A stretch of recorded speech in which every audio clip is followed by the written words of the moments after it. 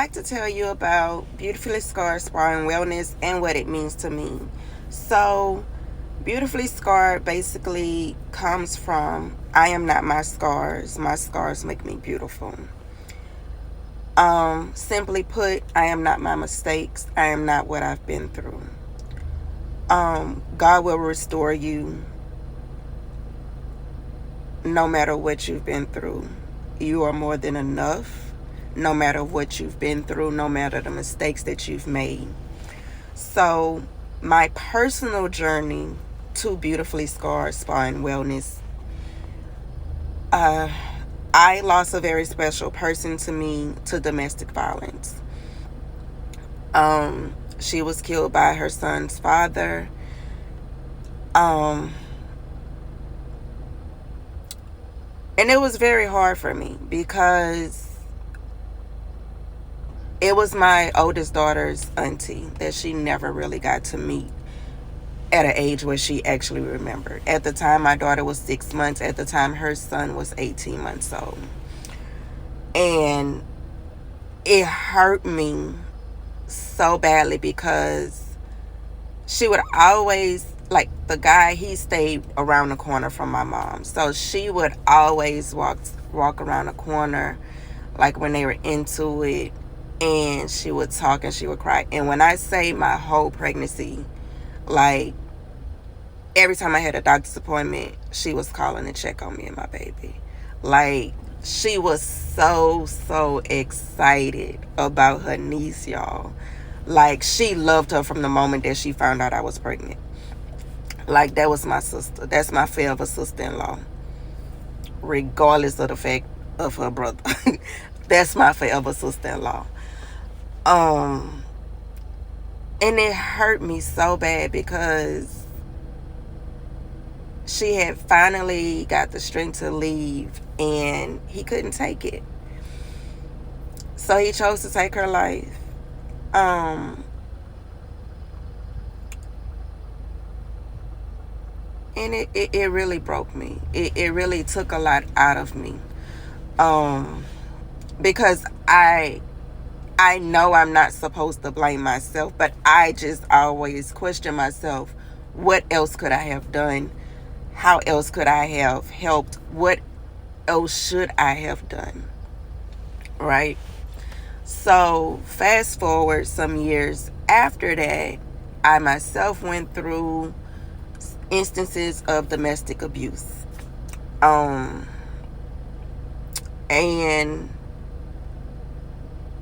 yes, I live to tell the story, but it does not change the effects of the abuse. Domestic abuse can be physical, it can be financial, it can be emotionally, it can be verbally, and it can be sexually. And I've experienced all. Beautifully Scarred also meant for me, no matter what I've been through in my life, I don't wear it. You know what I'm saying? Like, you can't tell that I've been through. Like, you wouldn't know unless I told you the things that I've been through. And my story has been a story tucked away. 2015, I lost my grandfather to prostate cancer. Tore me down. My grandfather was like the only father that I really knew, the only person that I knew as a father. And it took me down because my grandfather was a healthy man. He had 20/20 vision, had all his teeth, no dentures, head full of hair. He was still driving himself to chemo. Like, that was my Superman, y'all. Like, my grandfather was my best friend. Like, we would sit and talk and he'd not even be saying nothing. But for me, it's like we didn't had a whole conversation. Like, my grandfather was my Superman. So when he passed, it took a lot from me. And I honestly never realized it until after I had my youngest daughter in 2018, that I realized something about myself. In 2015, I had lost myself so much, y'all. I just was literally just going through the motions of life. You know what I'm saying? I still had my oldest daughter. Yes, she was still getting to school. I was still going to work.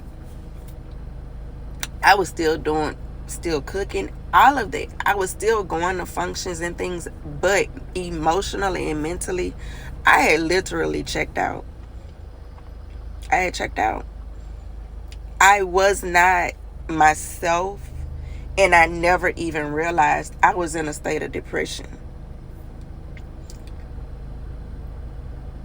Like, it was so bad. Like, the house being untidy didn't bother me. Like, it became normal to me. And that's totally bad. But that was the type of depression I was in. And it was like, I'm usually the person where my closet is color coordinated. You're not going to find not a wire hanger. Down to the fabrics the same. That's the type of person that I was prior to my grandparents passing and my grandfather passing. Like, I was that person. So if you would have seen my house after and during this time, you would have been like, but the crazy thing, nobody noticed. Not even me. And I had my daughter in 2018.